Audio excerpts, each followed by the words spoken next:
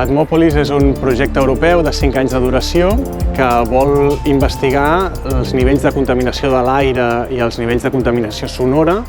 a diverses ciutats europees i com aquests nivells són percebuts per la ciutadania i quines mesures podem implementar per tal que aquesta molèstia de la ciutadania sigui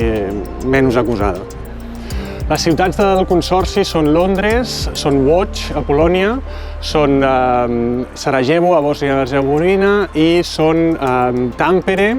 i també són Podgorica, a Montenegro. I tenim certa diversitat en el que fa a contaminants de l'aire, sobretot, perquè tenim ciutats que utilitzen sobretot combustibles com la fusta per escalfar les calefaccions a l'hivern i això també genera molta contaminació a l'aire a la ciutat i per tant ens interessa veure ciutats de totes les tipologies. Sempre ens havíem centrat en la contaminació de l'aire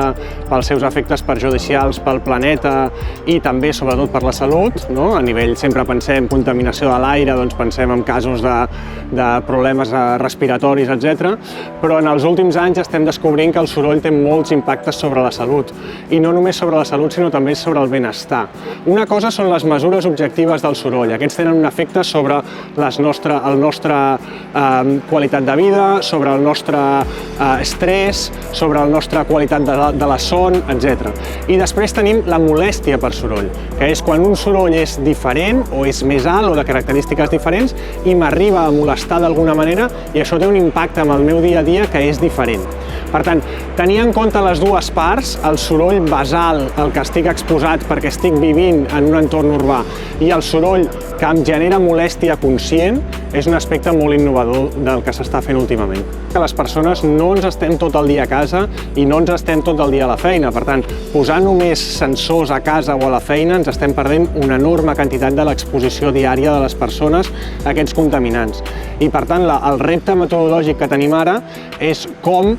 traquegem les persones com es mouen a les ciutats i com passen diferents volums de temps en diferents entorns que tenen nivells de contaminació acústica i de l'aire molt diferents. I al final el que volem és fer perfils reals d'una persona en aquest cicle de 24 hores, doncs quanta exposició a l'aire ha tingut i quanta exposició sonora i episodis sonors que li hagin generat estrès o que li hagin generat molèsties ha tingut al llarg de tot el dia. El que fem és reclutar una sèrie de participants i durant una setmana els demanem que ens facin una sèrie de fotografies a aquells aspectes de l'espai públic o de la seva vida quotidiana que ells identifiquen com a emissors de soroll.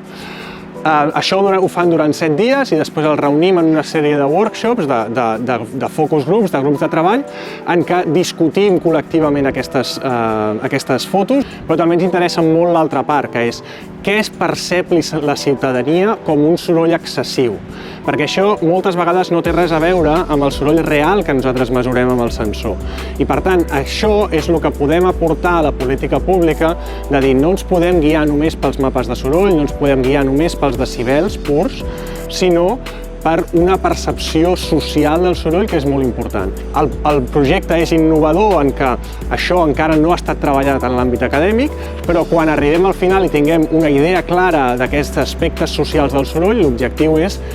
donar una sèrie de decàleg d'opcions o de mesures que puguin perfeccionar, no estem intentant aquí trencar i reinventar la roda, sinó perfeccionar el que estem fent des de l'àmbit públic i entendre millor que a vegades el soroll del carrer o el soroll d'una terrassa no molesten de la mateixa manera. I al final és una afectació de la qual la gent és molt conscient. Molts cops, quan parlem de qualitat de l'aire, és difícil com a ciutadans saber si un dia el tenim més contaminació o menys, però el soroll sí que en podem ser molt conscients. I per tant, aquest link, aquest vincle entre política pública i consciència ciutadana, en el cas del soroll el tenim molt clarament i això és bo per conscienciar els polítics perquè les persones que estan al càrrec d'aquestes coses prenguin accions en aquest sentit.